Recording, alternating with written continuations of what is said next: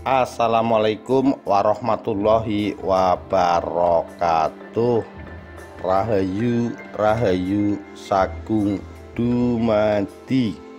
Saat Ki Ageng Pengging menyadarkan Sunan Kudus akan kebenaran ajaran Syekh Siti Jenar. Dikutip dari mataram351.wordpress.com 6 Maret 2012.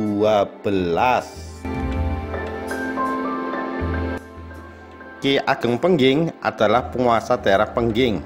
Pusatnya berada di daerah Tukuh, Kecamatan Banyudono, Boyolali sekarang, yang dihukum mati Kerajaan Demak pada masa pemerintahan Raden Patah karena dituduh memberontak. Kakaknya bernama Raden Kebo Kanigoro. Keduanya adalah putra pasangan Andayaningrat dan Ratu Pembayun. Nama asli Andayaningrat adalah Joko Sengoro. Ia diangkat menjadi Bupati Pengging karena berjasa menemukan Ratu Pembayun, putri Brawijaya Raja Majapahit. Menurut versi Babat, yang diculik Menak Dali Putih, Raja Blambangan putra Menak Jinggo. Joko Sengoro berhasil menemukan sang putri dan membunuh penculiknya. Joko Sengoro kemudian menjadi Adipati atau Raja Muda Pengging, bergelar Andayaningrat atau Ki Ageng Pengging I. Versi lain menyebutkan Jayaningrat. Kedua putranya menempuh jalan hidup yang berbeda.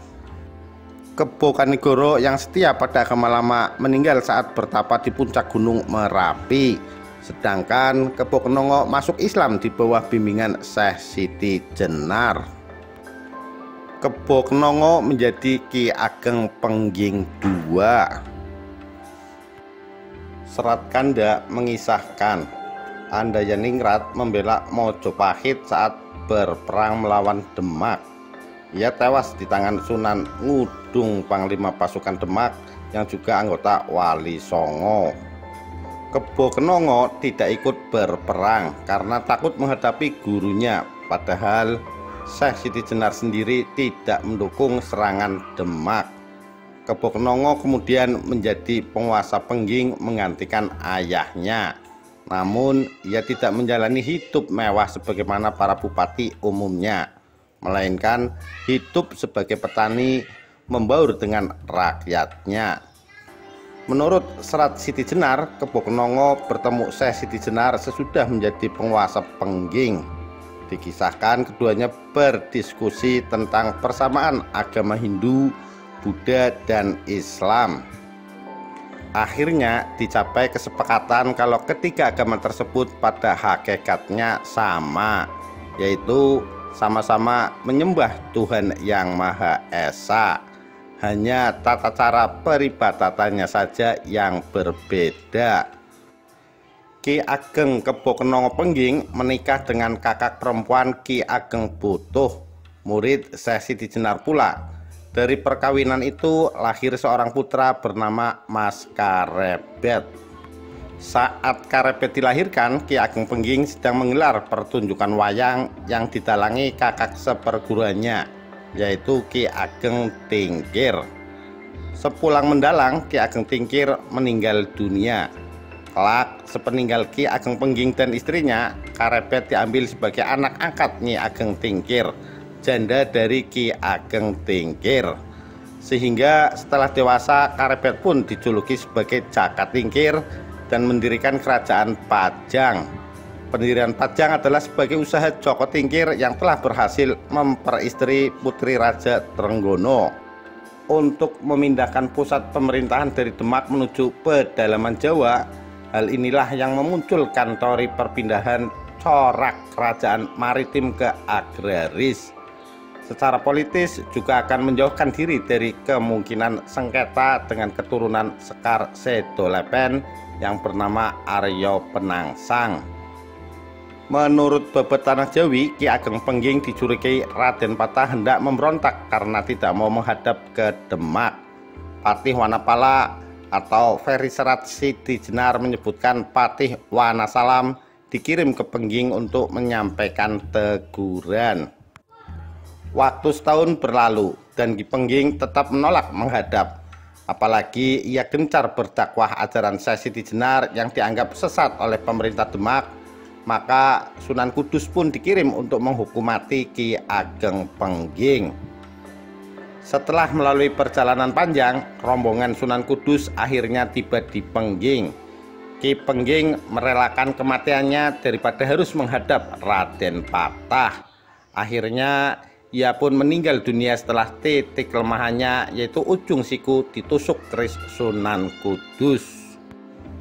Menurut serat Siti Jenar, Ki Ageng Pengging Kebokonongo meninggal karena kemauannya sendiri. Sebelumnya ia dikisahkan berhasil menyadarkan Sunan Kudus tentang ajaran Syekh Siti Jenar yang sebenarnya. Akhirnya Ki Ageng Pengging meninggal dunia dengan caranya sendiri, bukan karena ditusuk Sunan Kudus. Pada intinya, kematian Ki Ageng Pengging disebabkan karena penolakannya terhadap pemerintahan Demak. Ia adalah murid terbaik Syekh Siti Jenar, yaitu seorang wali yang mengajarkan kesederajatan manusia dan menolak basa-basi duniawi. Kota Surabaya merupakan tempat peristirahatan bagi Ki Ageng Pengging. Ki Ageng Pengging adalah ayah dari Mas Karebet alias Joko Tingkir atau yang lebih dikenal dengan Sultan Hadiwijaya, Raja pertama Pajang. Konon Ki Ageng Pengging yang bernama asli Ki Kebokonongo tersebut dimakamkan di Jalan Ngangel 87 Surabaya. Di komplek makam itu tidak ada papan nama, tertutup tembok setinggi 3,5 meter dan hanya ada satu pintu masuk yang sempit. Otomatis tidak banyak yang menyangka bahwa di balik tembok bercat putih itu bersemayam salah satu tokoh besar Jawa dan para pengikutnya. Setidaknya hal itu diakui sendiri oleh pemilik kompleks makam itu, Erwin Sosrokusumo, 51 tahun. Erwin yang mengaku salah satu keturunan Ki Ageng Pengging itu mengatakan kompleks makam tersebut merupakan warisan turun-temurun dari keluarganya. Di komplek pemakaman seluas 30 kali 30 meter persegi itu, pesarian Ki Ageng Pengging yang juga salah seorang murid Syekh Siti Jenar itu terletak di dalam cungkup di pojok dekat pintu masuk.